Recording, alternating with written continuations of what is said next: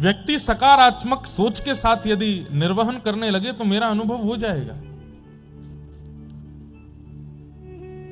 प्रहलाद जी महाराज को होलिका अग्नि में लेकर के बैठ गई, क्यों नहीं जले? क्योंकि उनका विश्वास था कि अग्नि भी श्री ठाकुर जी हैं। प्रहलाद जी महाराज को पर्वत से घेर दिया, बोले पर्वत भी श्री ठाकुर जी हैं। सर्पों के बीच में छोड़ दिया, बोले आप में भी ठाकुर जी हैं। सब जगह ठाकुर जी का भाव नहीं, पूर्ण विश्वास रखते थे और उस भावना से ठाकुर जी सब जगह रक्षा करते थे। हमारे आपके अंदर वस्तु के प्रति भय इस बात को प्रमाणित करता है कि हम ये मानते नहीं है कि इसमें ठाकुर जी हैं, और फिर उससे मिलने वाली हानि हमको होती है। विश्वास तो भक्त का स्वरूप होता है, वो हर परिस्थिति में सकारात्मक सोचता है। हवा चली, वह बारिश आई, कुछ हुआ, सब चीज में सकारात्मक। हमारे पूज्य पिताजी महाराज कथाओं में ये तो होता है, साल भर की 2-4 कथाओं में तो होता ही है, आंधी आएगा, तूफान आएगा, पंडाल। अब तो ठीक ठाक कथाएं होने लगी। हमने ऐसी भी कथाएं की हैं। एक जगह कथा हुई थी, पंडाल उड़ गया, एसी उड़ गए, सोफा उड़ गए, श्रोता सब भाग गए, भागवत जी रह गई और हम रह गए। हमको फिर ले गए गाड़ी में बैठा के, व्यास मंच पे पूरे पर त्रिपाल बांध दिया। यजमान जी का फोन है, महाराज जी क्या करें? मैंने कहा अब कथा तो होगी, शुरू हो गई है, अब विश्राम नहीं हो सकती। पंडाल वाले भैया से कहा, बोले मैं कैसे बनाऊं? बोले कैसे भी बनाओ। तो रात में उन्होंने एक बल्ली पर टंगने वाला पंडाल बना दिया। गांव के लोग फिर से, गांव में हुई थी कहीं कथा, बहुत पुरानी बात है, 2016 या 17 की बात होगी। दूसरे दिन कथा हुई। अच्छा कथा में नहीं आती थी आंधी, कथा विश्राम में होती थी आंधी। कथा विश्राम हुई तो पूरा पंडाल ऐसे गुब्बारे की तरह उड़ा आकाश में, और फिर एक झोंका आया, फिर उड़ गया। सब भाज गए, जो थोड़ा बहुत सामान वो भी उड़ गया, हम फिर से चले गए। दूसरे दिन फिर यजमान जी का फोन आया, महाराज जी क्या करें? मेरी कथा तो होगी। तीसरा पंडाल बनाया, तीसरे दिन की कथा हुई। तीसरे दिन फिर से आंधी तूफान आया, पंडाल फिर उड़ गया।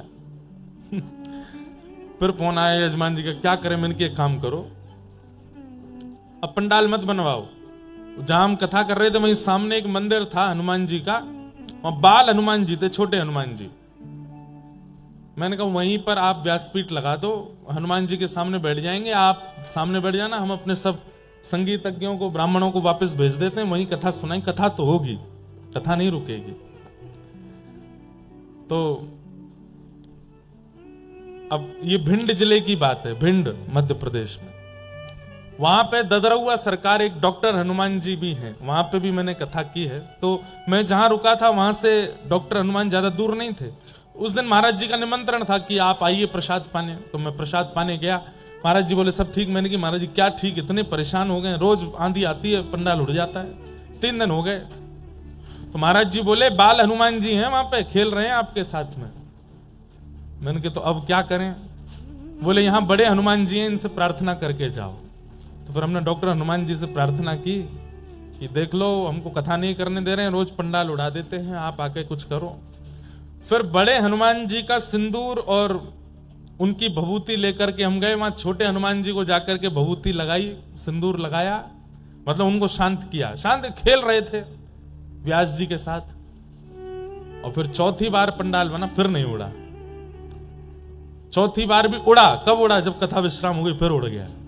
जब हम वृंदावन चले गए फिर उड़ गया। तो एक बार ऐसी भी कथा हुई। एक बार हमारे पूज्य पिताजी महाराज की कहीं कथा हुई, तो वहां इतनी जोर की वर्षा हुई कथा के बीच में, सब श्रोता उठे नहीं, नाचने लगे। और नीचे से बोले महाराज जी आप तो कथा, आप कीर्तन कराते रहो, बारिश हो रही है, बढ़िया हम आनंद ले रहे हैं। पिताजी बड़े प्रसन्न थे क्योंकि उन पे एक भी बूंद पानी नहीं आया था। पिताजी बोले तुम लोग कथा सुनो, कीर्तन में नृत्य करो, हम कथा सुना रहे हैं। थोड़ी देर बाद एक श्रोता ने इशारा किया। पिताजी बोले क्या? बोले ऊपर देखिए। ऊपर देखा तो इतनी बड़ी पॉलिथीन भर गई थी, वो भरते भरते भरते नीचे आ गई थी।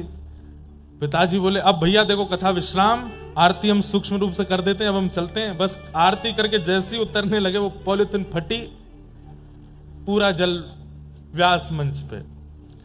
तो ये तो प्राकृतिक स्थिति है, होती रहती है। परंतु हमें सब स्थितियों में सकारात्मक ही सोचना है। हमारे अमित जी बड़े चिंता कर रहे थे, आज हमको ले गए पांडुपोल हनुमान जी, पांडुपोल हनुमान जी है ना, दर्शन करने के लिए गए। वहां हनुमान जी का दर्शन करके लौटे, मौसम तो हो रहा था, धीरे धीरे वर्षा होने लगी। हमसे बोले महाराज जी आप संभालो, कुछ करो। फिर आप बोले कि कल रात्रि में कुछ वैष्णव कह रहे थे, बालक कह रहे थे महाराज जी गिरधर लाल जी को लेकर के नहीं आए अलवर, इसलिए इंद्र वर्षा कर रहा है, क्योंकि गिरिराज उठाने वाले आए ही नहीं हैं, वो आएंगे तो ही वर्षा रुकेगी। मैंने कहा भैया लाल जी से अगर अब भी इंद्र नहीं मानेंगे तो लाल जी से यहीं से पर्ची डाल के पूछ लेंगे आना है कि नहीं। अगर लाल जी ने पर्ची में हाँ बोल दिया तो बुला लेंगे एक दिन के लिए, कौन सा दूर है वृंदावन यहां से, एक दिन के लिए लाल जी आ जाएंगे। लेकिन हमें सकारात्मक रहना है, प्रेम से रहिए, प्रसन्न रहिए, खूब आनंद से कथा श्रवण कीजिए। आज हमारे कथा के मध्य में श्री जटेरी धाम के पूज्य महाराज जी आएंगे, थोड़ी बहुत देर में आने वाले हैं। उनका मंगल में दर्शन होगा। लगभग 1 महीना पूर्व, कुछ दिन पूर्व जटेरी धाम में कथा हुई थी।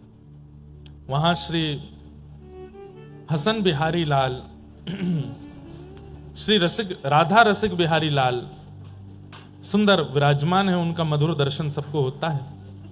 बड़ा आनंद आया वहां कथा सुनाने में। यहां से लगभग 1-1.25 घंटा 1.5 घंटे की दूरी पर होगा। बहुत सुंदर स्थान है, डीग के पास में जटेरी, गुप्त वृंदावन है। अधिकतर लोगों को वहां का दर्शन नहीं हुआ, कथा के बाद वहां लोग बाग अब पहचान गए तो जाते हैं, लेकिन अत्यंत गोपनीय स्थान है। राजस्थान की सीमा में ही आता है, बहुत सुंदर है। आप लोगों को भी अवसर मिले तो एक बार वृंदावन, बरसाना, गोवर्धन जाने से पूर्व जटेरी प्रणाम करते हुए चले जाना, बहुत सुंदर स्थान है। वहां के आज पूज्य महाराज जी भी आएंगे। कल 20 तारीख है, कल कथा में नंदोत्सव जन्मोत्सव होगा ठाकुर जी का, और कल हमारे पूज्य पिताजी महाराज पूज्य गुरुदेव भगवान भी कथा में आएंगे। सब रसिक जन संत जनों का आगमन कथा में यहां हो रहा है। अब तो दिन ब दिन कथा में रस बढ़ता जाएगा।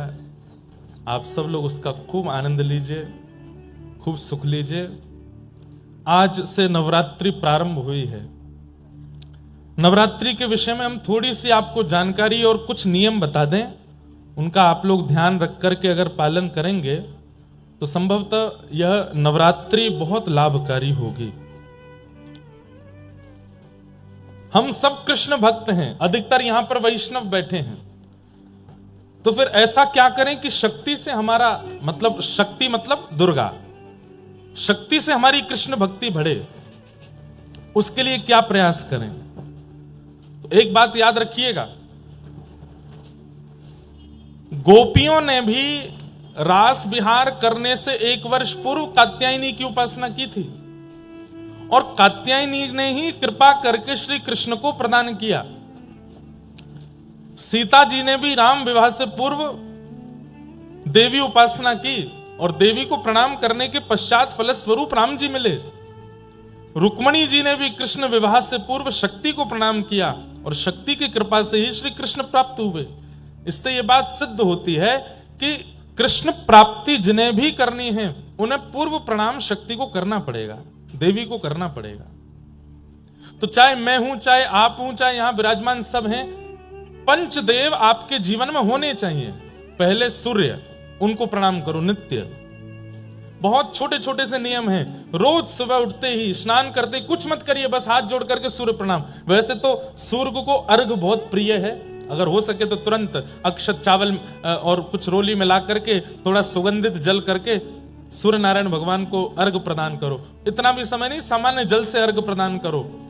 और अर्घ भी नहीं दे सकते तो कम से कम सूर्य नारायण भगवान की ओर देख करके प्रणाम करो, दंडवत कर लो रोज। सूर्य प्रणाम दूसरा, गणपति प्रणाम, श्री गणेश जी को प्रणाम करो। मंदिर दिख जाए तो बहुत अच्छी बात, नहीं दिखता है तो नेत्र बंद करके गणेश जी का स्मरण करके प्रणाम कर लो। तीसरा, शिव प्रणाम, महादेव को प्रणाम करो। चौथा, नारायण को प्रणाम करो, शंख चक्र गदा पद्मधारी श्रीमन नारायण। और पांचवा, शक्ति को प्रणाम करो, दुर्गा को प्रणाम करो। ये पंच प्रणाम रोज करने वाले व्यक्ति का कभी अनित नहीं हो सकता। 365 दिन में भजन करके, भक्ति करके, साधन करके, नियम करके जिस भाव को आप प्राप्त नहीं कर पाते हैं, वो इन विशेष रात्रियों में प्राप्त हो जाते हैं। आप अन्य दिनों में जो साधन करोगे, अन्य दिनों में जो भजन पूजन करोगे, उसका प्रभाव हो सकता है कहीं ना कहीं आपकी योग्यता देख करके प्राप्त होगा, लेकिन इन 9 दिनों में किया गया साधन आपको निश्चित प्राप्त हो जाएगा। और इन 9 दिनों में कोई बहुत बड़ा नियम नहीं बता रहे हैं हम आपको, बस एक नियम बता रहे हैं।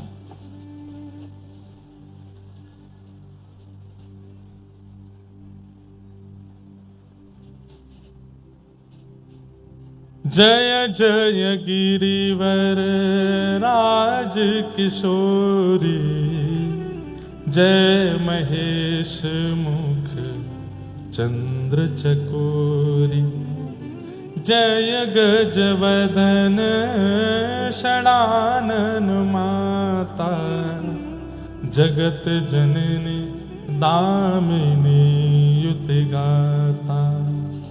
नहीं तब आदि मध्य या गौरी स्तुति की रोज गानी है 9 दिन तक।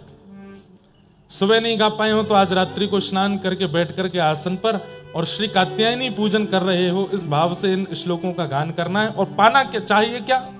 श्री कृष्ण हमको और प्रिय हो जाए, हे मैया ऐसी कृपा कर दो, हमारी भक्ति में और वर्धन हो जाए, हमारा भजन और बढ़े, वजन नहीं भजन, भजन और बढ़ जाए। कहीं वह भूल गया ना तो वजन बढ़ ही जाएगा 9 दिनों में, भजन बढ़े, वृंदावन के प्रति प्रीति बढ़े, सदगुरु के प्रति विश्वास बढ़े, संतों की सेवा के प्रति रुचि बढ़े, आलस्य रहित हो जाएं हम ठाकुर जी की सेवा में। और अंत में कह देना, यदि मैं योग्य हूं तो इस जन्म में श्री प्रिया प्रियतम का नित्य विहार दिख जाए। 9 दिन करके देख लीजिए, क्या पता श्री जानकी जी की कृपा, किशोरी जी की कृपा, जगदम्बा की कृपा इन 9 दिनों में हो जाए और श्री प्रिया प्रियतम हमें प्राप्त। और इसमें संशय मत कीजिए, ये विश्वास के साथ कीजिए कि होगा ही होगा। क्यों? क्योंकि इन्होंने ही गोपियों को मिलाया है ठाकुर जी से, इन्होंने ही रुक्मणी जी को मिलाया ठाकुर जी से, इन्होंने ही सीता जी को मिलाया राम जी से। हमें नहीं मिलाएंगे? निश्चित मिलाएंगे। तो 9 दिन ये गौरी स्तुति की 4 पंक्तियां हैं, इनको रोज करना और कुछ मत करिए पूरे दिन। हम तो चकाचक दाल बाटी खा के आए हैं आज हनुमान जी के पास जाके। कोई हमसे बोला महाराज जी नवरात्रि का आज व्रत है। मैंने कि देखो, अगर तुमको लगता है कि ये अन्न है तो मत खाओ, और लगता है कि हनुमान जी का प्रसाद है तो फिर छोड़ना मत। मैं प्रसाद छोड़ोगे तो अपराध लगेगा और अन्न खाओगे तो पाप लगेगा। अब सोच लो क्या करना है। हमारी बढ़िया रीति है। देखो, आप कहोगे महाराज जी तो फिर घर में भी तो अन्न ठाकुर जी को भोग लगाने के बाद प्रसाद हो गया, उसको भी पा सकते हैं। वो आपने अपने पैसे से खरीदा, अपने हाथ से बनाया, बना करके सिद्ध करके ठाकुर जी को भोग लगाया है। पर मंदिर में तो ठाकुर जी के सन्मुख का प्रसाद आपको दिया गया है। आपने प्रयास करके, आपने खरीद करके नहीं दिया, वहां पर अपने धन से नहीं खरीदा उसको, ठाकुर जी का प्रसाद है। तो अन्न के प्रति, प्रसाद के प्रति अन्न बुद्धि यदि रखोगे तो वो दोषयुक्त होगा, लेकिन प्रसाद के प्रति प्रसाद बुद्धि। लेकिन याद रहे, फिर कहीं ऐसा नहीं हो कि अभी नवरात्रि के व्रत चल रहे हैं और याद आई कि वो वाले हनुमान जी का लड्डू बहुत बढ़िया मिलता, महाराज जी ने कह दिया है कि प्रसाद के प्रति अन्न बुद्धि मत रखो, खाने चलते हैं। नहीं, दोष लगेगा, क्योंकि आप जीव के आकर्षण में वहां जा रहे हो, प्रसाद के आकर्षण में नहीं। प्रसाद के आकर्षण में जीव का स्वाद नहीं होता, प्रसाद के आकर्षण में तो प्रसाद का स्वाद होता है। तो नवरात्रि के दिन है, कई लोग बहुत नियम करते हैं, हमारा भी नित्य हवन का नियम है, लेकिन हम आपसे बहुत स्पष्ट कह रहे हैं, सब नियम एक तरफ और गौरी स्तुति का भाव से पाठ एक तरफ, इससे ज्यादा कुछ नहीं करना है। केवल गौरी को सुंदर सुंदर रागों में, अगर राग आते हो तो रागों में, राग नहीं आता हो तो केवल भाव से ही ये गौरी स्तुति सुना दीजिए और बस मांग लीजिए कि हमें श्री कृष्ण चाहिए। इन 9 दिनों में आपकी की गई समस्त भावना पूरी होगी होगी होगी, निश्चित होगी। आज प्रथम दिन है, आज श्री शैलपुत्री मैया का पूजन होता है। शैलपुत्री मैया, अब देखो हम 9 देवियों के हर दिन, आज एक ही बताएंगे, कल 2 देवियों के बता देंगे, परसों 3, ताकि 7 दिन में पूरे हो जाए 9 दिन। शैलपुत्री मैया जो है ये धैर्य का प्रतीक है। धैर्य किसको कहते हैं? पेशेंस, सहनशीलता, जो हम लोगों में बिल्कुल भी नहीं है। आज के दिन शैलपुत्री मैया का पूजन करने से धैर्य का वर्धन होता है और धैर्य की कामना से ही आज का पूजन करना चाहिए कि हमारे अंदर धैर्य आवे। बहुत विचलित रहते हैं हम, आंख बंद करते इधर उधर भागता है हमारा मन। हे किशोरी जी, हे जानकी जी, हे श्री दुर्गा मैया, कृपा करना हमारे चित्त में धैर्य आवे। हे शैलपुत्री मैया, धैर्य, सहनशीलता।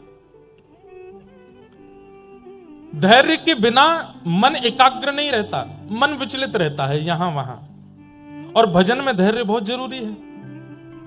तो आज के दिन शैलपुत्री मैया को पूजन इसलिए करते हैं ताकि उससे हमारे चित्त में धैर्य आवे। धैर्यवान नहीं है हम लोग।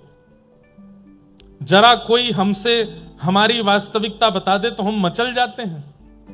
कोई जरा आके हमसे कह दे तुम बहुत लोभी हो तो क्रोध आने लगता है। लेकिन चाहे दुनिया कुछ भी कह दे, हमारे चित्त को कोई फर्क ना पड़े, तो इसका मतलब आपके चित्त में धैर्य है, और वो धैर्य शैलपुत्री मैया प्रदान करती हैं। तो ऐसी शैलपुत्री मैया को हम बार बार प्रणाम करते हैं, वंदन करते हैं। को सिद्धियों को भी जो प्राप्त नहीं है वो आपको प्राप्त हो जाएगा गुरु प्रसन्नता से। अद्भुत महाराज जी के भाव। अब हम लोग आगे के क्रम में प्रवेश करें। कल खूब जोर की वर्षा आ गई थी तो प्रसंग आधा ही रह गया। तो रात में नरसिंह मेहता हमारे सपने में आए। हमने कि क्या हुआ महाराज? तो बोले बस प्रसंग पूरा करके आइए जल्दी। मैंने कहा आज जाति कथा में करेंगे। तो कल हम लोग सुन रहे थे कि कुछ संतों की जमात, ये प्रसंग सुना क्यों रहे थे कि ईर्ष्यालुओं को ठाकुर जी नहीं मिलते। आपके अंदर कितने दोष हैं अपने आप लिखिए। हमारे कहने से काम करेंगे। यहां पर जितने भी दंपति बैठे हैं, पति पत्नी, यहां पर जितने भी बहन भाई बैठे हैं, यहां पर जितने भी मित्र बैठे हैं, यहां पर जितने भी आपस के सगे बैठे हैं, युगल युगल जोड़ी बना लीजिए। और कथा से जाने के बाद आप लोगों को एक काम करना है। पति पत्नी एक दूसरे को पर्चा और पेन दे में और एक दूसरे से कहें तुमको मुझ में जितने दोष दिखते हैं सब लिख करके मुझे दिखाओ। पत्नी पति के लिखे, पति पत्नी के लिखे, बहन भैया के लिखे, भाई बहन के लिखे, भाई भाई एक दूसरे के लिखो, मित्र मित्र एक दूसरे को। लेकिन सौगंध है एक दूसरे की, जबरदस्ती बढ़ा चढ़ा के मत कोई ईर्ष्या में कुछ 1-2 पद ज्यादा लिख दो कि तुम में ये भी है ये भी है। नहीं, जो अनुभव होता है वही लिख करके और उसको दीजिए। ये बहुत बड़ी एक प्रक्रिया है। आपस में देख करके फिर अनुभव कीजिएगा। आपके शायद नेत्र खुल जाएंगे। कई ऐसे दोष होंगे जो आपको लगता ही नहीं है कि आपके अंदर है, लेकिन सामने वालों को वो दिखते हैं और वो दोष आपको पता चलेगा। उन समस्त दोषों को ठाकुर जी के हवाले कर देना, क्योंकि सब दोषों के साथ ठाकुर जी मिल जाएंगे। अगर एक दोष उनमें है तो ठाकुर जी के मिलन में बाधा आ सकती है, और वो दोष क्या है? ईर्ष्या। अगर सामने वाले ने लिख दिया कि तुम्हारे अंदर ईर्ष्या भी है, मैंने कभी अनुभव किया था, तो आपको चिंता होनी चाहिए। क्यों? क्योंकि ठाकुर जी मिलेंगे नहीं। नरसिंह मेहता से इतनी ईर्ष्या करते थे सारे जूनागढ़ वासी कि 700 मुद्रा लेकर के द्वारिका जा रहे उन संतों से कह दिया कि जाओ, यहां इस नगर का सबसे बड़ा सेठ नरसिंह है, 1000 मोहर से नीचे की तो वो हुंडी लिखता नहीं है। तुम लोग जाके चरण पकड़ लेना, रोने लग जाना, मूड मारने लगना, और कैसे भी करके उनसे हुंडी लिखवा लेना। 700 सोने की मोहर उनके घर में धर देना। संतों ने वैसा ही किया। संतों को देख करके नरसिंह मेहता जी चरण धोने लगे, माला पहनाने लगे। अच्छा, उन मन चले लोगों ने पहले ही बता दिया था कि तुम नरसिंह मेहता के पास जाओगे तो वो तुम्हारे पैर छू करके, धो करके, माला पहना के मनाने का प्रयास करेगा कि तुम हुंडी मत लिखवाओ, लेकिन फिर भी तुम मानना नहीं, लिखवा लेना उससे। नरसिंह मेहता तो बेचारे संतों को देख के प्रणाम करते थे, चरण धोते थे, माला पहनाते थे। संत जन कहने लगे जरूर हमको मनाने की प्रक्रिया चल रही है कि हम हुंडी ना लिखवाएं। संतों ने कहा नरसिंह जी हमारा एक काम कर दीजिए। बोले क्या? हमको द्वारिका जाना है, बीच में बड़े लुटेरे और चोर उचक्के मिलते हैं, हमारा धन लूट लेंगे, हमारी पूरे विश्व भारत की यात्रा पूरी हो रही है, द्वारिका में हमको भंडारा करना है, ये 700 सोने की मोहर जैसे तैसे हमने बचाई है, इनको रख लीजिए, हुंडी लिख दीजिए। आपका कोई सेठ वहां हो या आपका कोई सेवक द्वारिका में हो, हम उसको जाके दिखा देंगे, वो हमको वहां 700 सोने की मोहर दे देगा, तो हम वहां अपना भंडारा कर लेंगे। नरसिंह मेहता जी बोले आपको मुझे देख के लगता है कि मैं हुंडी लिखता हूंगा? बोले हुंडी लिखने वाले आप जैसे ही होते हैं, वो ऐसे बन के रहते हैं कि कोई उनसे हुंडी लिखवा ना पावे। ये आपकी फटी धोती और आपके तन की स्थिति से हम बहकने वाले नहीं हैं, हमारी हुंडी लिखिए। इतना पीछे पड़ गए संत जन, नरसिंह मेहता रोने लगे मेरी कोई गद्दी नहीं है द्वारिका में। अरे मैं किसी को नहीं जानता सिवाय एक के। बोले किसको जानते हो? बोले वहां सांवरिया सेठ हैं, वो द्वारिकाधीश को बोल रहे थे, केवल उन्हीं को जानते। बोले उन्हीं के नाम से लिख दो। नरसिंह मेहता बोले इस बात पर मुझे विश्वास भी है कि वो इनको दे देंगे, लेकिन मैं ये कैसे करूं? मैं ठाकुर जी पे कैसे थोप सकता हूं? और रही बात, हुंडी तब लिखी जाती है जब आप किसी से धन ले लो और सामने जिसके नाम पर हुंडी लिखी उसको देने की तुम में सामर्थ हो। मैं ठाकुर जी को कैसे दूंगा? तब नरसिंह मेहता के मन में एक विश्वास जगा।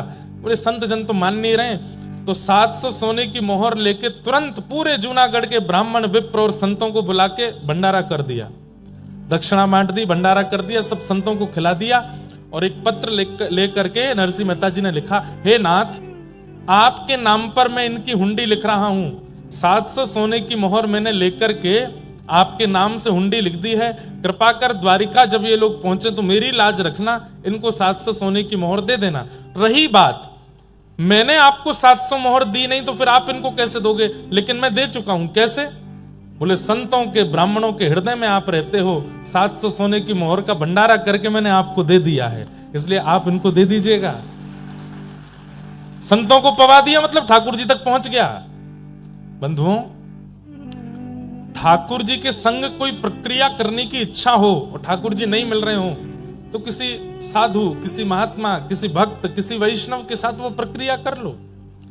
प्रक्रिया के रूप में भोजन पवा दो, प्रक्रिया के रूप में उनको सुंदर वस्त्र दे दो, प्रक्रिया के रूप में उनका श्रृंगार कर दो, तिलक चंदन लगा दो, प्रक्रिया के रूप में उन्हें दक्षिणा दे दो, प्रक्रिया के रूप में इत्र लगा के सुगंधित कर दो, प्रक्रिया के रूप में माला पहना दो।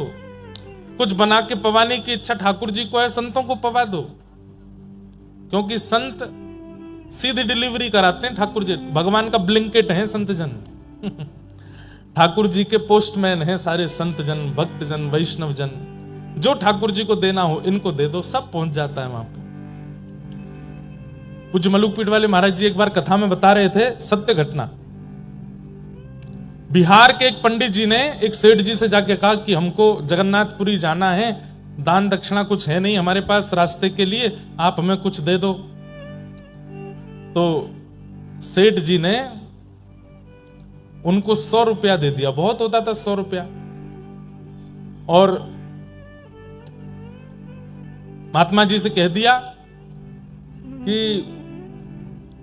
ये 11 रुपए तो आपके आने जाने में खर्च होंगे, 5-6 रुपए में आपको प्रसाद हो जाएगा, बाकी का जो बचेगा लगभग 80 रुपया ये श्री जगन्नाथ जी के मंदिर में चढ़ा देना हमारी तरफ से। तो ठीक है।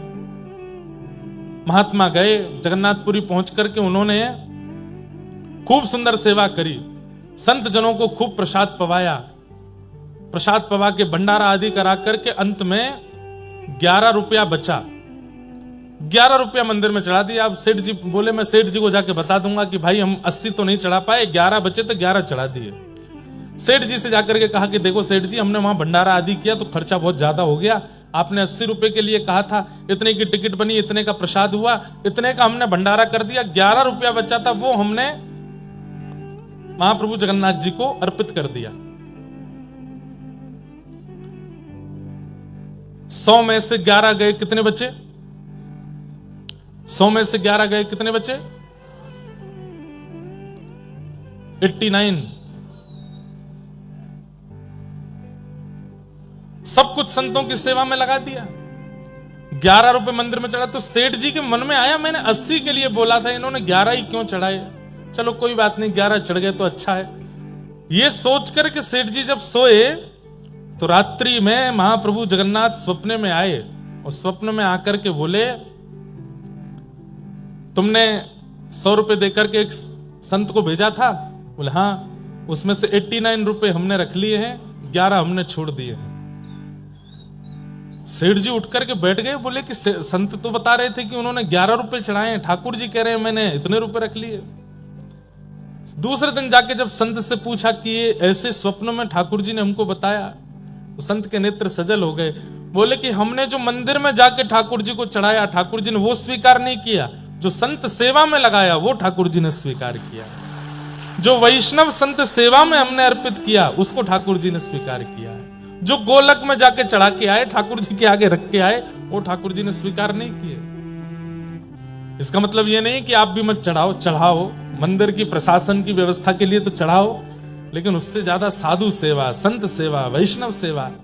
तो नरसिंह मेहता जी ने भी वही किया, संतों को पवा दिया और कहा द्वारिकाधीश हमने 700 सोने की मोहर भेज दी आपके पास, अब मेरी लाज रखना। संतों को हुंडी देकर के भेज दिया लिख करके। संत जन द्वारिका पहुंचे, वहां जाके ढूंढने लगे सांवलिया सेठ कहां है, कहीं नहीं मिले। पूरी द्वारिका छान मारी, कोई सांवलिया सेठ नहीं।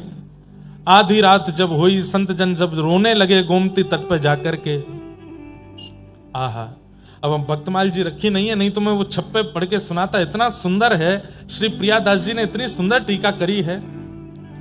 कैसी सुंदर पाग बांध करके घुंघराले केश में श्री ठाकुर जी हाथ में छड़ी लेकर के, जूती पहन करके, श्रेष्ठ वस्त्र पहन करके, गले में सुंदर हार पहन के, हीरे दमकाते हुए अदब से चलते हुए आ रहे हैं। अरे भैया, हमारे सेठ श्री नरसिंह मेहता जी ने किसी को हुंडी लेकर के भेजा है क्या?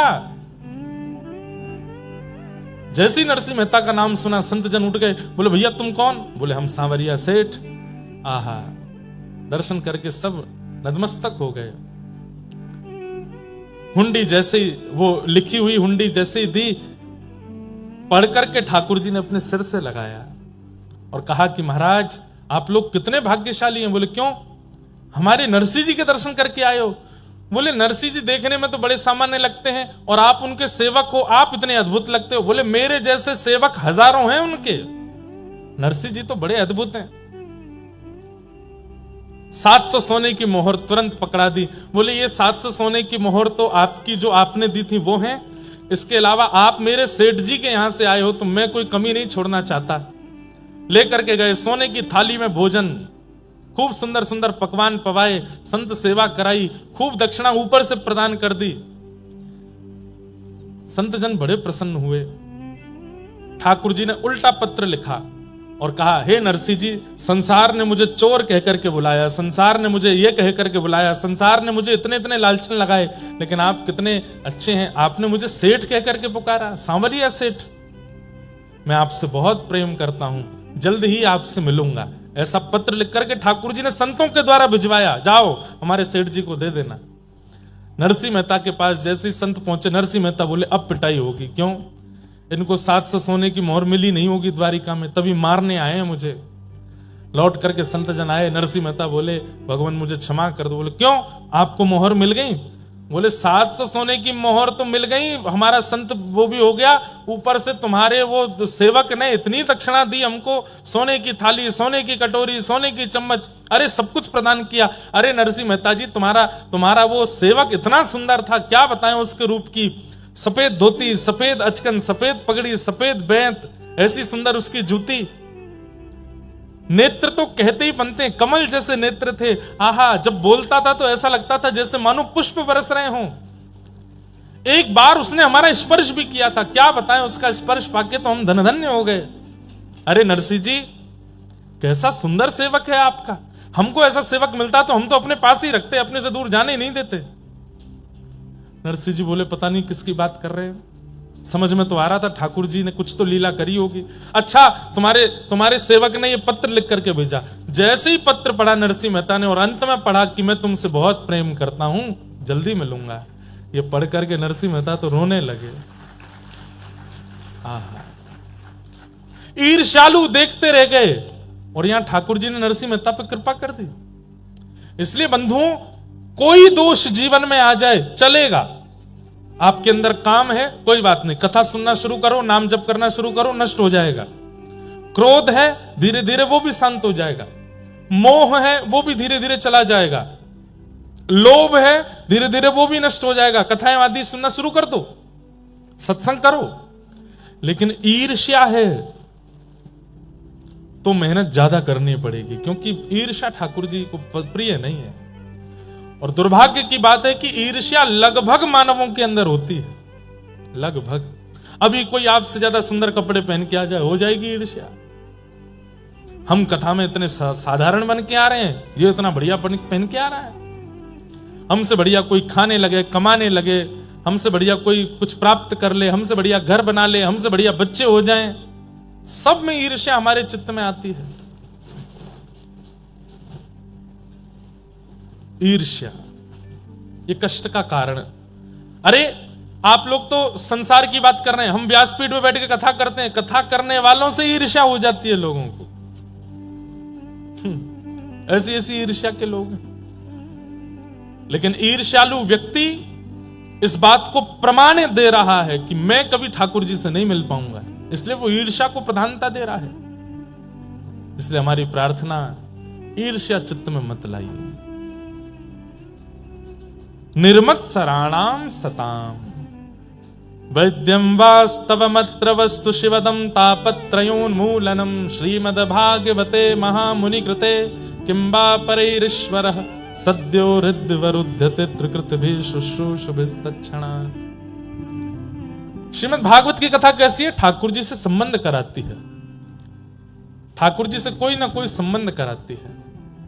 बंधुओं, ठाकुर जी से संबंध होना या ठाकुर जी के जनों से संबंध होना, ये दोनों ही कृपा की बात है। आप ठाकुर जी से संबंध नहीं बना पा रहे हो तो ठाकुर जी के जनों से संबंध बनाओ, ठाकुर जी के जनों को ही अपना मान लो, ठाकुर जी के जनों से संबंध बनाओ। आहा, अब कोई हमसे गुरु जी कहे, महाराज जी कहे, पंडित जी कहे, इंद्रेश जी कहे, समझ में आती है। एक बार एक कथा में एक बालक बोला जीजा जी। मैंने कि यार ये क्या बोल रहे हो? अरे महाराज जी, किशोरी जी हमारी बहन हैं और श्री लाल जी हमारे जीजा जी हैं, आप वृंदावन वासी हो, लाल जी के सखाओ, तो आप भी हमारे जीजा जी। मैंने कि बहुत बढ़िया। हमने कि साले साहब सेवा करने आ जाना। एक जगह और अद्भुत हुआ, नाथ द्वारा दर्शन करने के लिए मैं गया, तो वहां जैसे मैं पहुंचा तो एक बालक मुझसे बोला नाना जी प्रणाम। मैंने कि यार तूने नाना जी कही मुझसे? बोले कि हाँ महाराज जी, मेरी माता जी रोज आपकी कथा सुनती हैं, तो उन्होंने विचार किया कि मेरी गुरु भावना तो बन नहीं पा रही है, तो मैं इनको पिता मान लेती हूं अपना। जय हो महाराज जी।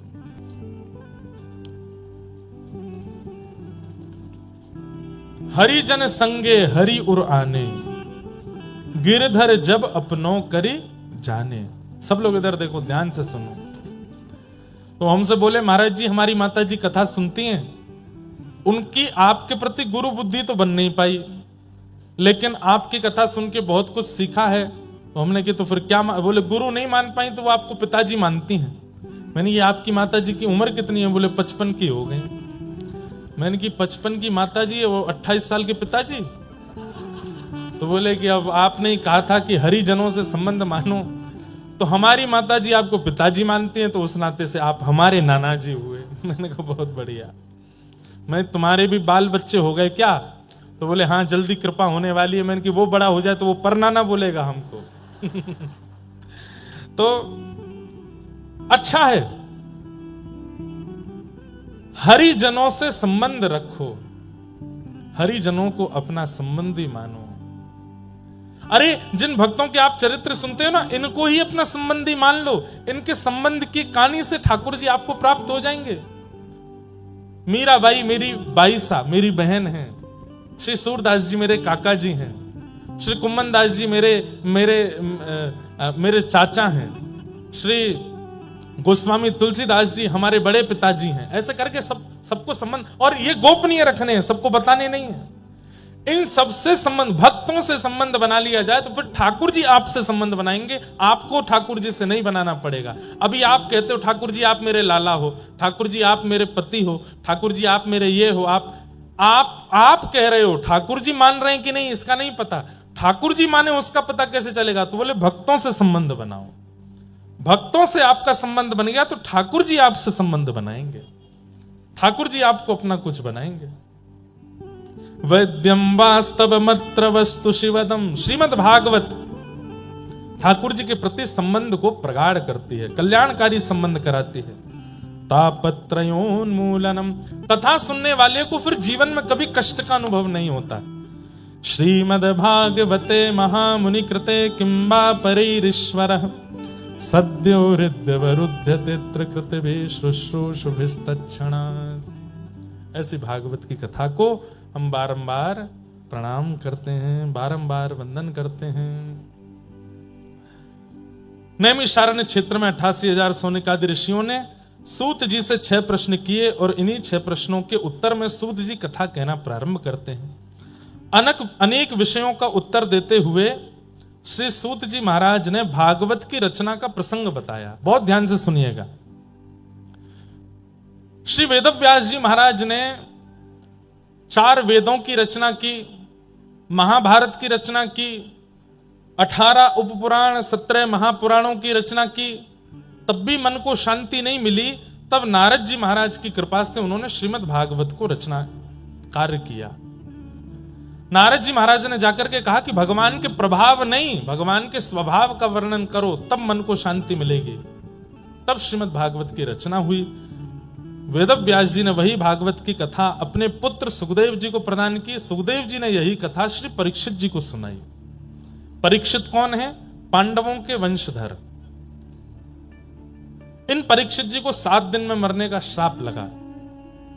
सौनकादि ऋषियों ने पूछा ऐसा क्या हुआ कि इनको 7 दिन में मरने का श्राप लगा?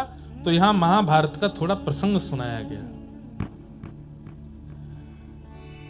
पाहि पाहि महायोगिन देव देव जगतपते नान्यम तद्भयं पश्ये यत्र मृत्यु परस्परम। बहुत सावधानी से सुनो। उत्तरा के गर्भस्थ शिशु बालक को बचाना,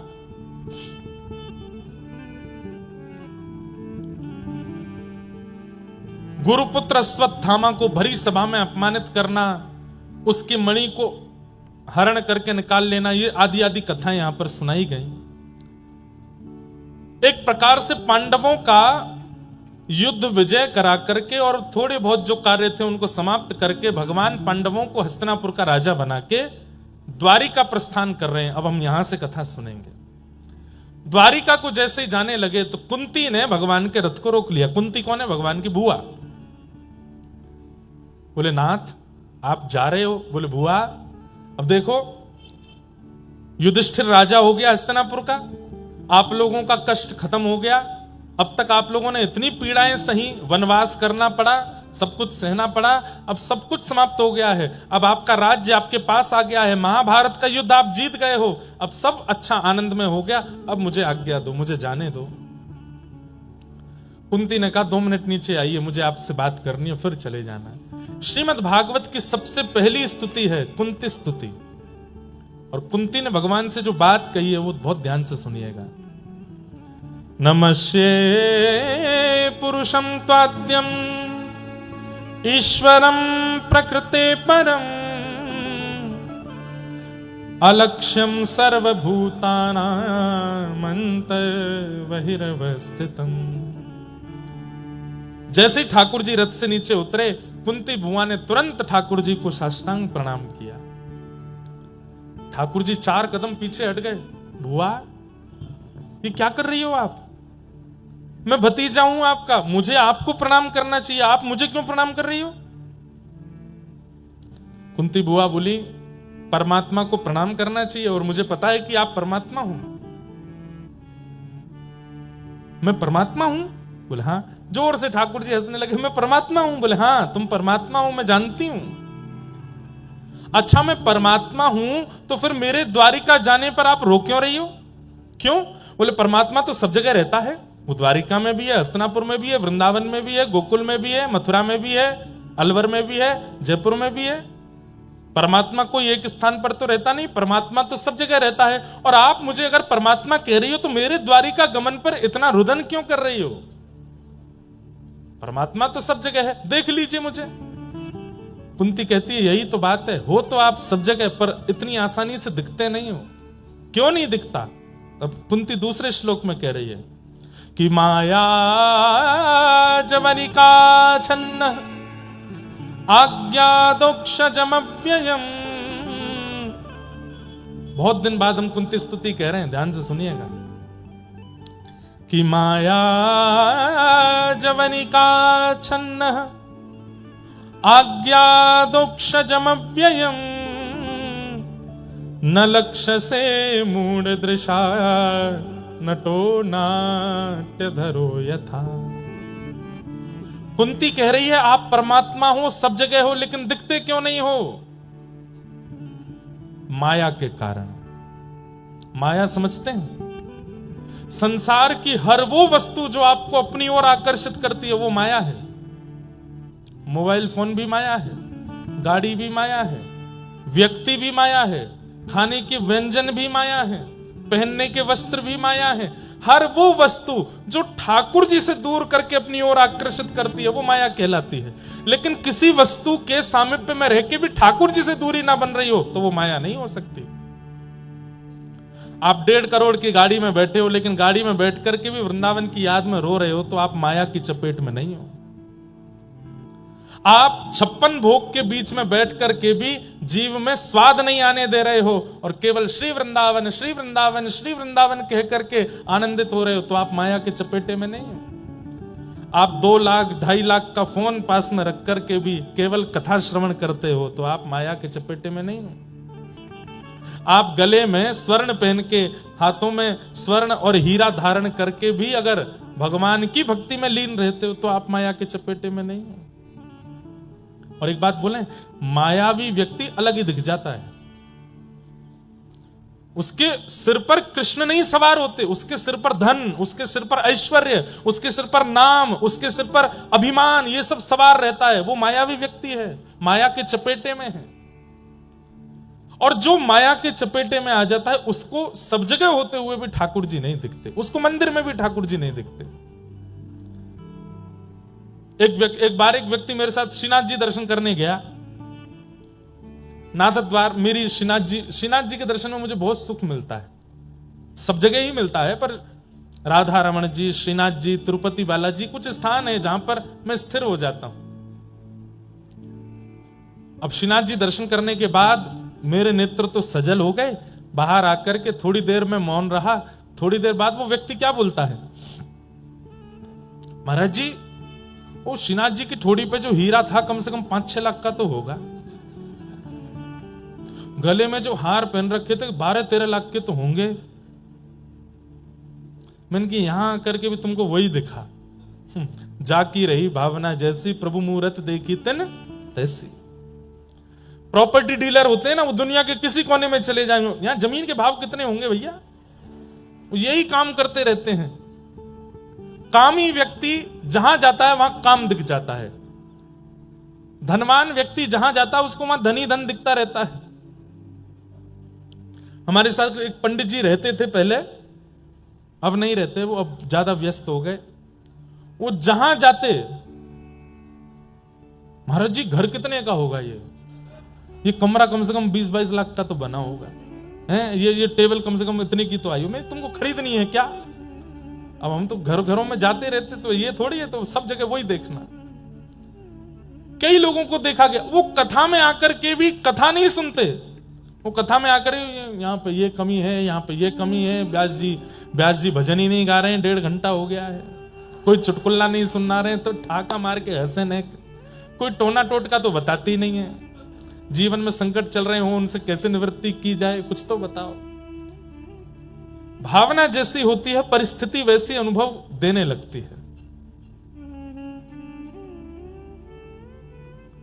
माया माया जवनिका छन्न। एक बात बोले आपको, वस्तु का त्याग करने वाला त्यागी नहीं माना जाता। वस्तु के संग रहते हुए भी उस वस्तु में आसक्त ना होने वाला वो त्यागी माना जाता है।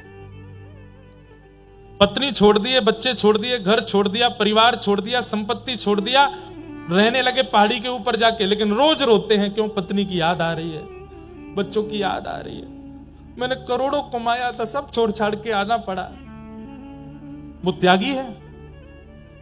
लेकिन पत्नी भी है, बच्चे भी हैं, संपत्ति भी है, गाड़ी भी है, घोड़ा भी है, सब कुछ है, लेकिन रहता है विरक्त, वो त्यागी है।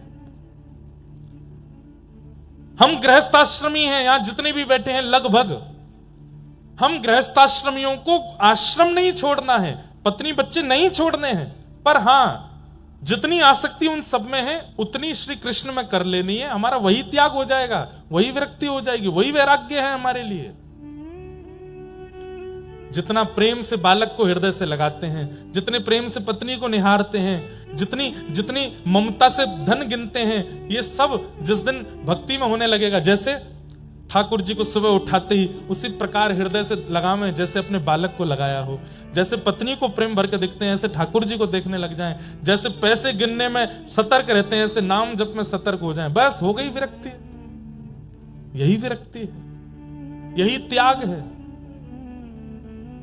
सब छोड़ के जाने की आवश्यकता नहीं है।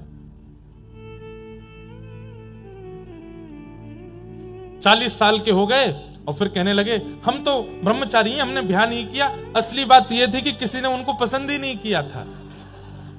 अब 40 साल के हो गए तो क्या करें भाई, ये थप्पा कैसे सहन हो कि हमारा ब्याह नहीं हुआ, हम तो ब्रह्मचारी हैं। घर छोड़ करके बाहर रहने लगे, घर वालों ने निकाल दिया।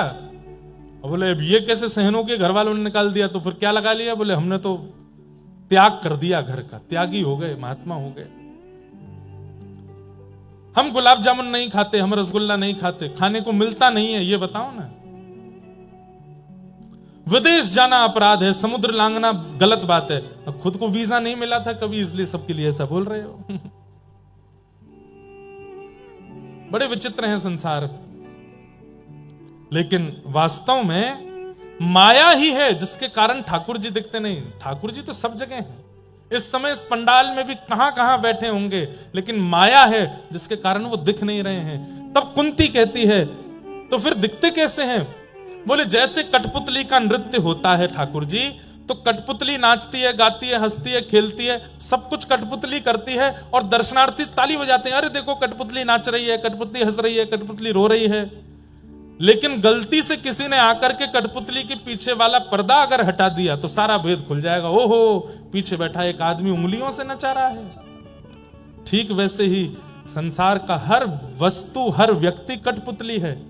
हमें ऐसा दिखता ओहो ये इतना बड़ा आदमी बन गया, अरे उसके साथ बहुत बुरा हो गया, अरे ये मर गया, अरे ये जी गया, सब कठपुतली हैं। लेकिन जिस दिन सदगुरु आकर के माया का पर्दा हटा देंगे, सब पता चल जाएगा पीछे बैठे ठाकुर जी ही सब कर रहे हैं। कठपुतली की अपनी कोई सामर्थ्य नहीं थी। माया जवनिका छन्न आज्ञा दोक्षजमव्ययम नलक्ष से मूढ़ दिशा नटो नाट्य धरो यथा। जैसे एक नाटक में नचाने वाला, कठपुतलियों को प्रदर्शित करने वाला कठपुतलियों की वास्तविकता अनुभव करा देता है। लेकिन भेद अगर खुल जाए तो फिर हंसी आती है कि हम जिस कठपुतली के मरने पर रो रहे थे वो तो पीछे से एक्टिंग करवाई जा रही थी। यही है संसार में, हम सब कठपुतली हैं। आपकी बात, आप कहते हो कथा में जाना, बिल्कुल नहीं जाना, घर पे बैठे सुनो, यूट्यूब पे आ रही है कथा। क्या करना पंडाल में जाके सुनोगे? बारिश का मौसम, हवा चल रही है, घर पे बैठे रहो। अच्छी बात है, घर के लोग आपको बार बार आपकी बात नहीं मानते, नहीं तो उनके प्रति ममता हो जाएगी। थारे इस मंगल विधान में, थारे इस मंगल विधान में, मैं काहे टांग अड़ाऊं हाणाऊं, मारा गिरधर लाल थारो नचायो नाचूं रे। मारा गिरधर लाल थारो नचायो नाचूं रे। और जो तू ठोकर मार गिरावे, लकड़ी जो गिर जाऊं, जो ठोकर मार गिरावे, लकड़ी जो गिर जा। लकड़ी गिरती है, लकड़ी जब गिरती है तो ऐसा नहीं है कि हाथ पैर लगा के रोकने का प्रयास करती हूँ, गिरती है तो गिर ही जाती है। हे नाथ, अगर आप गिराओगे तो हम गिर जाएंगे, लेकिन जो तू माथे ऊपर बिठावे, जो तू माथे ऊपर बिठा, मैं तो भी ना शर्माऊं, शर्माऊं, मारा गिरधर लाल थारो नचायो नाचूं रे। मारा गिरधर लाल थारो नचायो। न लक्षसे मूढ़ दृशा नटो नाट्य धरो यथा। वही बात कुंती यहाँ कह रही है कि नाथ, इस संसार में सब कठपुतली की तरह नाच रहे हैं। हमें लगता है कोई धनवान हो गया, कोई कलेक्टर हो गया, कोई एसडीएम हो गया, कोई डीएम हो गया, कोई महाराज जी हो गया, कोई संत हो गया, कोई व्यसनी हो गया, कोई पापी हो गया, लेकिन वास्तविक में ये सब कठपुतलियां आपकी, आप नचा रहे हो। और ये माया दूर करने वाले सदगुरु होते हैं। सदगुरु जीवन में आते हैं तो माया का भेद खुल जाता है। कुंती ने भगवान की स्तुति गाई, अंत में भगवान बड़े प्रसन्न हो गए, बोले मैया कुंती बुआ, मैं मान गया कि तुझे पता है कि मैं परमात्मा हूं। अब मैं परमात्मा हूं, तूने ये सिद्ध कर दिया। अब बता, जीवात्मा परमात्मा से कुछ मांगता है, तू भी मांग ले। जीवात्मा परमात्मा से कुछ मांगता है, तू भी मांग ले। तो कुंती बुआ कहती है, मांग लूं? बोले हाँ मांग लो। दोगे? बोले दे दूंगा। बोले पहले वचन दो कि दोगे। ठाकुर जी बोले वचन की क्या आवश्यकता है, मैं कह रहा हूं मैं दूंगा। बोले नहीं, वचन दो, दूंगा। सोच लो। बोले सोच लिया, दूंगा। और कुंती मांग रही है, क्या मांग रही है? विपद सन्तु न शश्वत तत्र तत्र जगद्गुरो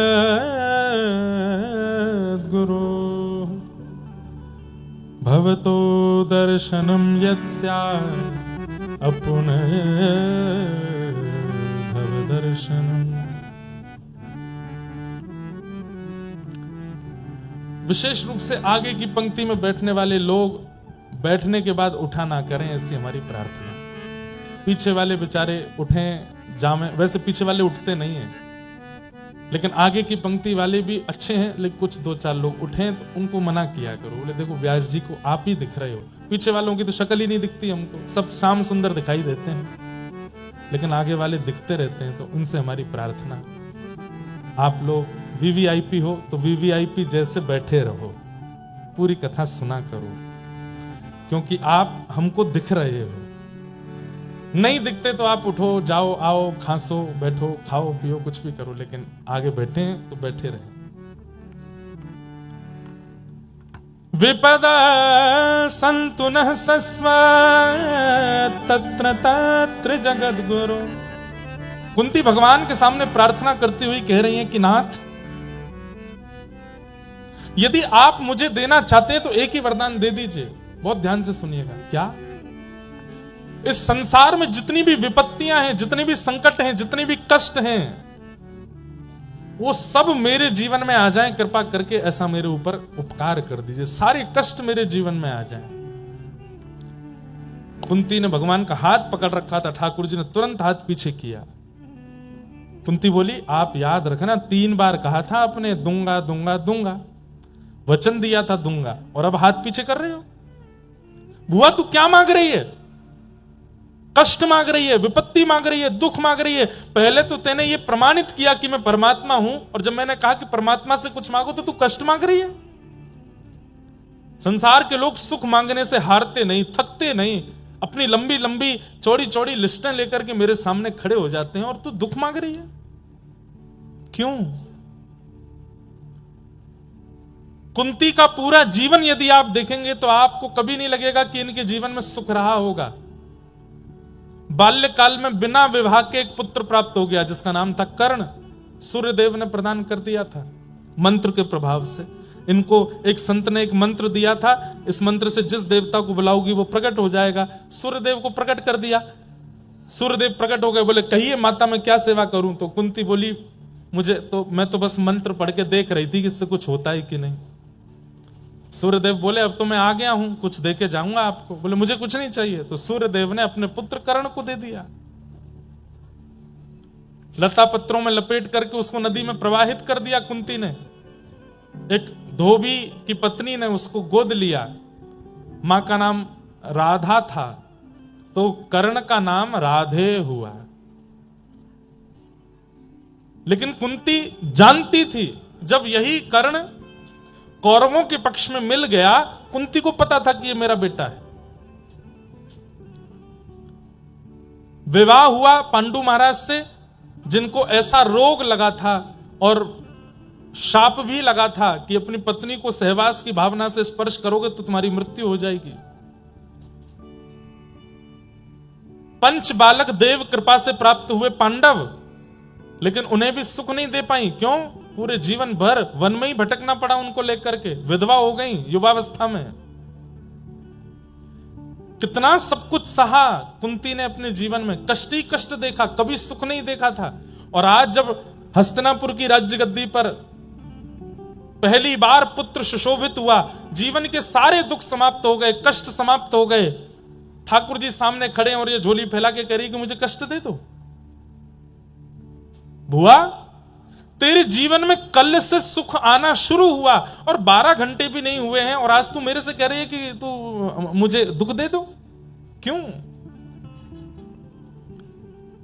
कुंती कहती है आप ये बात मानते हैं कि कल तक मेरे जीवन में कष्ट था? बोले हां। और आप ये भी मानते हैं कि 12 घंटे पहले मेरे जीवन में सुख आ गया? बोले हां। अब मेरे जीवन में सुख रहने वाला है? बोले हां। हे नाथ, कल तक मेरे जीवन में कष्ट था तो कष्ट के साथ साथ द्वारिकाधीश भी खड़े थे, लेकिन 12 घंटे पहले सुख आते ही द्वारिकाधीश जाने की योजना बनाने लगे और अब द्वारिका को जा रहे हैं। मुझे वो सुख नहीं चाहिए जिसमें कृष्ण चले जाएं। मुझे वो सुख नहीं चाहिए जिसमें आप छोड़ के चले जाओ। मुझे उस कष्ट की याद आ रही है, उस वनवास की याद आ रही है, उस विपत्ति पीड़ा की याद आ रही है जिस विपत्ति पीड़ा वनवास कष्ट में आप साथ खड़े थे। मुझे ये सुख अच्छा नहीं लग रहा है क्योंकि आप जा रहे हो। प्रायोरिटी सुख या दुख नहीं है, प्रायोरिटी कृष्ण है। वो सुख में स्मरण ज्यादा हो रहे हैं कि दुख में, ये आपके ऊपर निर्भर करता है। स्वाभाविक रूप से हम मानवों का स्वभाव ऐसा है कि हम सुख में व्यसनों की तरफ भागते हैं और दुख में मंदिर भागते हैं।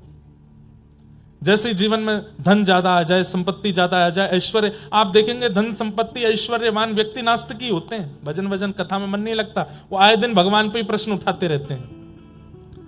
और जिनके जीवन में कष्ट ज्यादा होता है वो कभी ठाकुर जी पे प्रश्न नहीं उठाते। हनुमान जी पर चोला चढ़ाना है तो चढ़ाना है, यहां नारियल बांधना है तो बांध ही देंगे, गंगा जी में गोते लगाने तो लगा ही लेंगे, कैसे भी सुख आ जाए जीवन में। दुखी व्यक्ति कभी भगवान पर प्रश्न नहीं उठाता और सुखी व्यक्ति मंदिर तक में चप्पल पहन के चले जाते हैं। अरे वो सुख कैसा जिससे कृष्ण दूर चले जाएं, जिससे मर्यादा नष्ट हो जाए, ठाकुर जी के प्रति भाव, ठाकुर जी के प्रति श्रद्धा समर्पण नष्ट हो जाए। वो धन कैसा, संपत्ति कैसी? और कई बार धन संपत्ति धनी मानी लोग अगर भक्त हो भी जाते हैं तो वो ऐसे भक्त बनते हैं, बुरा नहीं मानिएगा, ऐसे भक्त बनते हैं जैसे मानो वो कृपा कर रहे हो ठाकुर जी के ऊपर। कई बार ऐसा लोग बोलते हैं हमें तो बड़ा आश्चर्य हुआ, इतने धनवान होते हुए भी ये वृंदावन आते। अरे वृंदावन पर कृपा कर रहे हैं क्या आके? इतने धनवान होते हुए नीचे बैठ के कथा सुन रहे हैं। अरे क्यों? नीचे बैठ के ही कथा सुनी जाती है। इतने धनवान होते हुए भी रोज हर मंगलवार वहां जाते हैं। इतने धनवान होते हर महीने खाटू श्याम जाते, क्यों? कृपा करने जा रहे हैं खाटू श्याम जी पे? नहीं। कर्ण की भी सुनिए, उस दिन आपको अनुभव होगा, मेरे जीवन में दुख कोई बहुत बड़े नहीं है, दुख तो इनको कहते हैं। बहुत बड़े कवि हैं, उन्होंने कर्ण के ऊपर भी लिखा है। अवकाश नहीं, फिर बताएंगे। कुंती भगवान की स्तुति गाती है। ठाकुर जी बोले अब हुआ, अब तुम विराजो। अब रथ में जैसे ही बैठे ठाकुर जी निकलने लगे, इतने में ही रोने की आवाज आने लगी। भगवान ने कहा अब कौन रोने लगा? देखा तो युधिष्ठिर जी रो रहे थे। भगवान बोले अब तुम क्यों रो रहे हो? तब युधिष्ठिर जी बोले बालद्विज स्विहन मित्र पितृ भातृ गुरुद्वः नमेष्या निरयान मोक्षो यपि यापि वर्षायुतायुतैः। मेरे कारण कितने बालक अनाथ हो गए, कितनी माताएं विधवा हो गई, मैंने अपनों को मार दिया। बहुत ध्यान से सुनिए थोड़ी देर। मोह अर्जुन को हुआ लेकिन युद्ध करने से पहले, और वैसा ही मोह युधिष्ठिर को हो रहा है, पर कब? युद्ध होने के बाद। गलती करने से पहले यदि आपके मन में सतर्कता आ रही है तो आप अर्जुन हो। कृष्ण आपकी सहायता कर सकते हैं, लेकिन पूरे रायते फैलाने के बाद रोना। ठाकुर जी कह रहे हैं अब रोने से क्या फायदा, जब चिड़िया चुग गई खेत, सब हो गया, खुद किया, अब रो क्यों रहे हो? ठाकुर जी कहते हैं ऐसे व्यक्ति कायर होते हैं जो गलती करने से पहले चेतते नहीं, गलती करने के बाद रोते हैं कि हमने बहुत बड़ी गलती कर दी, हमसे अपराध हो गया, कान पकड़ रहे हैं, क्षमा मांग रहे हैं, दंडवत कर रहे हैं। ठाकुर जी कह रहे हैं रोने से काम नहीं चलेगा, अब संकल्प लो दोबारा नहीं करोगे, और जो कर दिया उसका दंड भोगोगे तो ही तुम निवृत्त हो सकते हो। युधिष्ठिर रो रहे हैं। भगवान बोले क्यों रो रहे हो? बोले मैंने कितनी माताओं को विधवा कर दिया, युद्ध में उनके पति मार दिए, कितने बच्चे अनाथ कर दिए, उनके पिता मार दिए। यदि मैं ही पीछे हट गया होता युद्ध मैदान से तो ये महाभारत नहीं होता, माताएं विधवा नहीं होती, बच्चे अनाथ नहीं होते। भगवान बोले वाह, बहुत बड़ी बात कह रहे हो युधिष्ठिर। ऐसा ही मोह हुआ था अर्जुन को, लेकिन गीता सुना दी थी मैंने। वही मोह अब तुम कर रहे हो, अब मैं क्या सुनाऊं? बार बार नहीं सुनाऊंगा, इतना समय नहीं है मुझ पे। मेरा मोह दूर कीजिए, मैं बहुत व्याकुल हो रहा हूं, मुझे नरक में भी स्थान नहीं मिलेगा, मैं इतना बड़ा पापी हूं। भगवान बोले अब हम जहां फेल होते हैं वहां हमारे भक्त पास होते हैं। रणभूमि में मेरी प्रतीक्षा कर रहे हैं भीष्म पितामह, चलो उनके पास लेके चलता हूं, वो तुमको ज्ञान उपदेश करेंगे। और भगवान भीष्म पितामह के पास लेकर के गए। बहुत सुंदर स्तुति है भीष्म पितामह की। पितामह भीष्म बाणों की सैया पर लेटे हैं, रोम रोम में बाण लगा है भीष्म पितामह के, लेकिन मरे नहीं है। क्यों? इच्छा मृत्यु का वरदान पिता से मिला हुआ है इनको। बंधुओं, एक बार हम महाभारत की कथा कभी वैसे हमने एक दो लोगों को वचन दिया हुआ है कि हम महाभारत की कथा करेंगे। महाभारत की कथा 7 दिन में नहीं होगी, 1 महीने में होगी, 30 दिन में होगी महाभारत। बहुत अच्छी कथा है महाभारत। एक मानव के जीवन के जितने प्रश्न, सबका उत्तर है महाभारत में। बाणों की सैया पर लेटे हैं भीष्म पितामह, इच्छा मृत्यु का वरदान इनके पिता शंतनु महाराज ने इनको दिया है। जब तक इनकी इच्छा नहीं होगी ये मर नहीं सकते। अगर हमको ये मिला होता वरदान कि तुम्हारी इच्छा मृत्यु है, बताओ क्या करना चाहते हो, तो हम लोग कैसी इच्छा मृत्यु रखेंगे? कढ़ी कचौड़ी खाने को मिल जाए, वृंदावन की लस्सी कोई आके पिला जाए, ये खवा जाए, वो खवा जाए, ऐसी सौंधी हवा चलने लग जाए, खूब सारे गहने मेरे शरीर पर पड़े हों, हाथों में खूब सारे हीरे की अंगूठियां हों, सारे भोगों को भोग करके पेट। एक व्यक्ति मुझसे कहीं बोला, महाराज जी मैं बस एक ही चीज चाहता हूं कि मैं भूखा नहीं मरूं, मेरा पेट भरा हो जब मेरे प्राण निकले। मैंने कहा वाह, ऐसी भी इच्छा होती है लोगों की। लेकिन भीष्म पितामह की इच्छा मृत्यु क्या है कि द्वारिकाधीश सामने खड़े होंगे, मैं उनके सुंदर श्याम सरोरुह वदन को देख रहा हूंगा, तब प्राण त्यागूंगा। बंधुओं, एक कथा याद आ गई। भीष्म पितामह कलिकाल में एक भक्त के रूप में प्रकट हुए जिनका नाम था सेन नाई, जो बाल काटते हैं। ऐसे एक नाई के रूप में इनका जन्म सेन नाई भक्तमाल जी में कहते हैं कि वो भीष्म पितामह का ही पुनर्अवतार है। इतना सुंदर प्रसंग है सेन नाई का, हम पहली बार सुना रहे हैं। ये नाई थे, बाल काटने का काम करते और राजा के नाई थे, राजा के बाल काटते थे और किसी के बाल काटने को उनका अधिकार नहीं था। तो नगर के राजा के नाई थे। एक दिन इनके मन में बड़ी भक्ति जगी तो कथा सुनने गए। तो कथा में व्यास जी बता रहे थे कि गीता में भगवान कहते हैं मासा नाम मार्गशीर्षो, हम मार्गशीर्ष महीना मैं हूं, इन भावों में ये मैं हूं, इन भावों में भगवान अपनी विभूतियों का वर्णन कर रहे थे। सब लोग ध्यान से सुनिएगा, 10-15 मिनट और सुनो फिर विश्राम करेंगे। और तभी भगवान गीता में कहते हैं कि मानवों में जो राजा है वो मैं हूं। जहां कहीं भी राजा हैं, भगवान ने यह बात कही है कि राजा मेरा ही प्रतिनिधि है। राक्षसों में प्रहलाद मैं हूं, भगवान स्वयं कह रहे हैं। तो सेन नाई बैठ करके कथा सुन रहे थे, बोले कि मानवों में राजा मैं हूं, राजा मेरा ही प्रतिनिधि है। तो नाई तो बड़ा प्रसन्न हो गया, बोले मुझे ठाकुर जी मिल गए। अपने राजा की इतनी बढ़िया हजामत करते, उनके हाथ पांव दबाते, मालिश करते, खूब हाथ पैर दबाते, सिर और बढ़िया प्रेम से सेवा करने लगे। बोले कि यही हमारे भगवान हैं। अब तो वो राजा के हफ्ता में 1-2 बार जाके हजामत करते, उसके बाद कभी समय मिलता तो कथा सुनते। एक बार कथा में व्यास जी ने बोला कि बिन गुरु के हुए ठाकुर जी प्राप्त नहीं होते। तो सेन नाई जी के मन में आया कि अब मैं गुरु कहां से खोजूं। तब किसी ने इनको बताया, बोले काशी में विराजमान है श्री रामानंदाचार्य जी महाराज, आप उनकी शरण में चले जाओ, वो बहुत अच्छे गुरु मिलेंगे। और श्री सेन जी काशी चले गए। काशी में जाकर के रामानंदाचार्य जी से दीक्षा लेने का खूब प्रयास किया, लेकिन रामानंदाचार्य जी ने दीक्षा किसी कारण से नहीं दी, व्यस्तता के कारण, साधना के कारण। एक बार एक संत इनके पास हजामत कराने आए अपनी, तो ये उनके केश काट रहे थे, मतलब मुंडा कर रहे थे, बिल्कुल सारे बाल उड़ा रहे थे। शिखा छोड़ दी तो संत विरक्त थे, उन्होंने कही शिखा भी काट दो। उन्होंने कही अरे आप कैसी बात कर रहे हैं, मैं शिखा नहीं काटूंगा, ये तो बहुत बड़ा पाप है। बोले अरे मैं विरक्त हूं, विरक्त शिखा सूत्र नहीं रखते। सेन नाई जी बोले आप जो कहेंगे सब स्वीकार है, पर शिखा नहीं काटूंगा। तो बोले भैया काटनी पड़ती है, हम विरक्त हैं, हम शिखा नहीं रखते। तब अंत में सेन नाई जी ने कहा आप बहुत बड़े संत हैं, बहुत बड़े महात्मा हैं, रामानंदाचार्य जी से बुलवा दीजिए कि शिखा काट सकते हैं तो मैं काट दूंगा। सेन नाई जी ने बड़ी युक्ति समझी कि भाई इसी से गुरु सन्निधि भी मिल जाएगी और इनकी शिखा भी काट देंगे। संत लेकर के रामानंदाचार्य जी के पास गए। तो रामानंदाचार्य जी को ये बात बड़ी अच्छी लगी कि इन्होंने लाख कहने पर भी शिखा काटी नहीं, कितना इनका भाव है। और वो सब भाव देख करके, प्रेम देख करके रामानंदाचार्य जी ने फिर समझा करके जो भी भाव था वो कराया। सेन नाई जी की इस निष्ठा को देख करके उन्होंने दीक्षा प्रदान की, तिलक दिया, नाम दिया, मंत्र दिया। सेन नाई जी बोले आज्ञा करें। बोले आज्ञा यही है, वापस अपने गांव जाओ, वहीं रह के भजन करो। सेन और संत जन जब भी गांव में आवे, सब काम छोड़ करके उनकी सेवा करना, ये हमारी आज्ञा है। जो मंत्र दिया है इसका जाप करो, संतों की सेवा करो। सेन नाई जी लौट करके अपने गांव आ गए।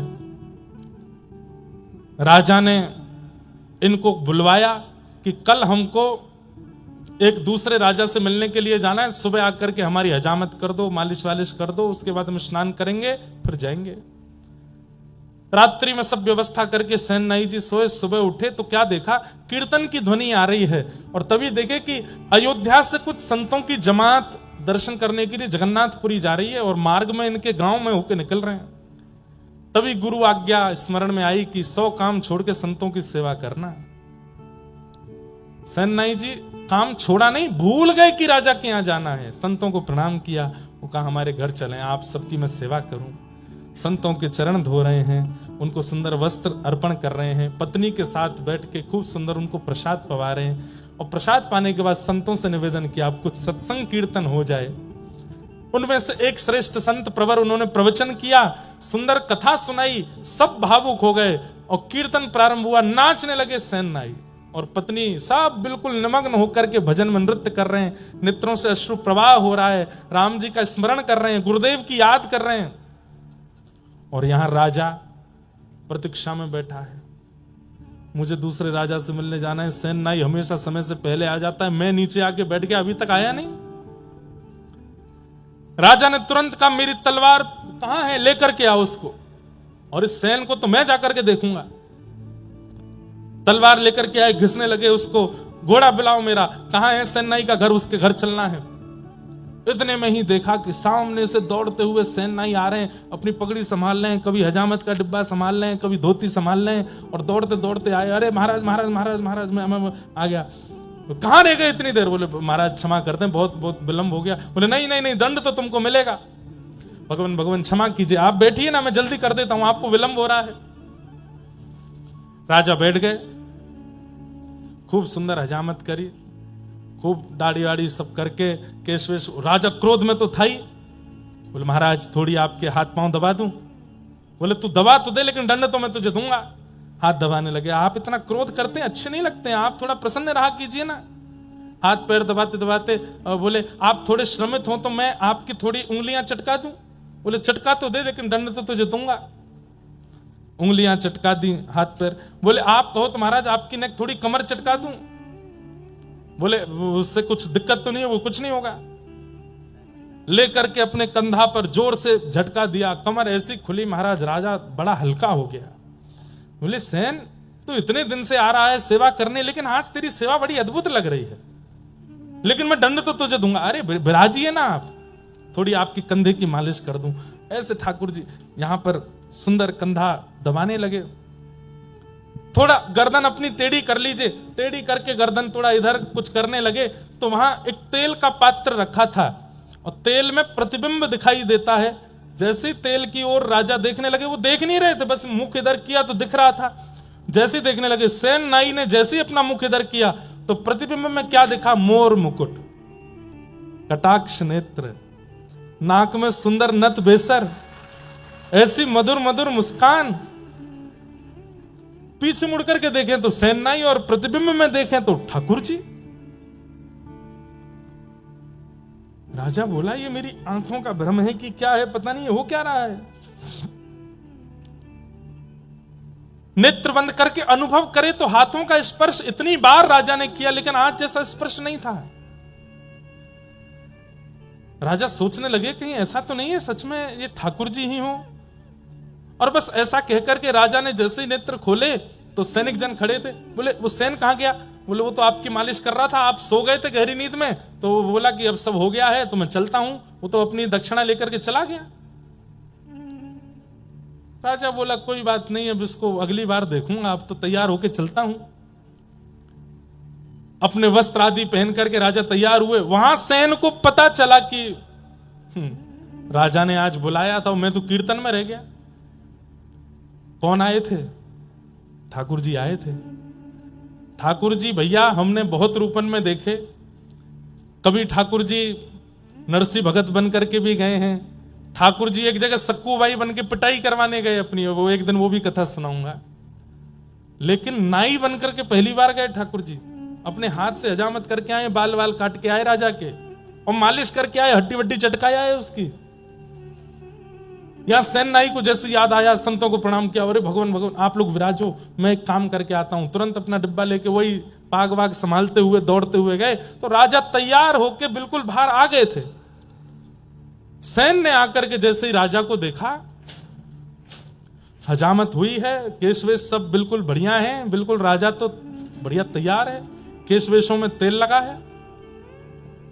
सैन ने आकर के कहा पूरे गांव में क्या, दूर दूर तक शहरों में भी कोई और ऐसा व्यक्ति नहीं जो मेरे अलावा राजा को स्पर्श कर सके। ये मेरी अनुपस्थिति में कौन करके गया? सैन को आता देख राजा बोले और भाई सैन कुछ भूल गए थे क्या? कुछ भूल गए हो, लेने आए हो? सैन बोले भूला तो कुछ नहीं। कुछ नहीं भूले तो फिर क्यों आए हो? आपने कल बुलवाया था मुझे। अरे तो कितनी बार आओगे? सुबह आके तुम सब करके तो गए, अब क्यों आए हो दोबारा? सेन बोला मैं नहीं आया था, मेरे घर तो संत जन आए हुए थे, मैं उनकी सेवा में लगा था, कीर्तन कथा चल रही थी मेरे घर में, तो मुझे देरी हो गई तो मैं दौड़ा दौड़ा आया कि आपकी हजामत करूं। सैनिक जन बोले अरे तू क्या पागल हो गया, भांग वांग खा के आया है क्या? तू तो आके गया, यहां पे सब करके गया है, हमने तुझे दक्षिणा भी दी थी। और बोले हर बार तो तू इतने 10 सोने की मोहर लेके जाता था, आज बड़ी तुझे कंजूसी चढ़ी थी, बार बार कहते एक और दे दो, थोड़ा सा और दे दो, कहां लेके जाओगे इतना, और दे दो। आज 20 सोने की मोहर लेकर के गया था। मैं नहीं आया हूं, मुझ पे नहीं है कुछ भी। राजा बोला झूठ बोलते हो। अरे वो संतों की जमात निकल रही है, मैं उनको बुलाता हूं। संतों की जमात बुलाई गई। बोले कहां था ये? बोले तो हमारे साथ थे, सुबह से सेवा पूजा भजन में लगे थे, बस ये बात हुई, यहां सेन के आंसू छूटे, वहां राजा के आंसू छूटे। सेन ने कहा सत्य में मैं था? बोले बिल्कुल तुम जैसा ही था, लेकिन आज मैं तब कह रहा था कि स्पर्श इतना अद्भुत क्यों है, और तुमने सेन कभी मेरी उंगलियां नहीं चटकाई, आज तो उंगली चटका के गए, कमर चटका के गए, गर्दन वर्दन सब करके गए हो। और अंत में एक अनुभव मुझे हुआ था, क्या कि मैंने तेल के पात्र के प्रतिबिंब में जब देखा तो वहां सेन नहीं, वहां पर कोई मोर मुकुटधारी दिखाई दे रहा था। सेन तो बस वहीं मूर्छासी में आ गए, राजा के चरण पकड़ लिए, बोले धन्य हैं आप, मैं आपके अंग को छू लूं? क्यों? क्योंकि श्याम सुंदर आपको छू के गए हैं। श्री ठाकुर जी ही आए थे। राजा ने तुरंत सेन को उठाया, राजा दंडवत हो गए, बोले कि महाराज अब आज से आपको मेरी हजामत नहीं करनी, आज से आपको ये सब क्रिया नहीं करनी है, तो आज से आप मेरे राजगुरु हैं। जिनकी कृपा से ठाकुर जी मेरे भवन में आ गए, जिनकी कृपा से ठाकुर जी का स्पर्श मुझे मिल गया, ऐसे आप नाई नहीं रह सकते, आप तो मेरे गुरु हैं। और उस दिन से सेन जी गुरु के रूप में प्रतिष्ठित हो गए।